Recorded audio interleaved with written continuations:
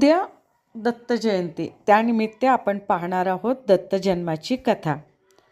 मार्गशीर्ष पौर्णिमेच्या दिवशी मृग नक्षत्रावर संध्याकाळी श्री दत्ताचा जन्म झाला. हा दिवस दत्ताचा जन्मोत्सव म्हणून साजरा केला जातो.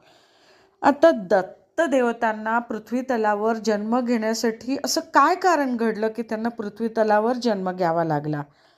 पूर्वीच्या काळी भूतलावर स्थूल व सूक्ष्म रूपात आसुरी शक्ती खूप वाढल्या होत्या. देवगणांनी त्या आसुरी शक्ती नष्ट करण्यासाठी भरपूर प्रयत्न केले, पण त्यांच्या प्रयत्नांना काही यश आले नाही. तेव्हा ते सगळेजण ब्रह्मदेवाकडे गेले. तेव्हा ब्रह्मदेवाच्या आदेशानुसार वेगवेगळ्या ठिकाणी वेगवेगळ्या रूपात दत्तदेवतांनी अवतार घेतला आणि तोच दिवस दत्त जयंती म्हणून आपण सगळेजण साजरा करत असतो. तर ही दत्त जयंती कशी साजरी करतात याविषयी थोडक्यात आपण माहिती घेऊयात. दत्त जयंती साजरी करण्याबाबत असं विशिष्ट असा विधी नाही आहे,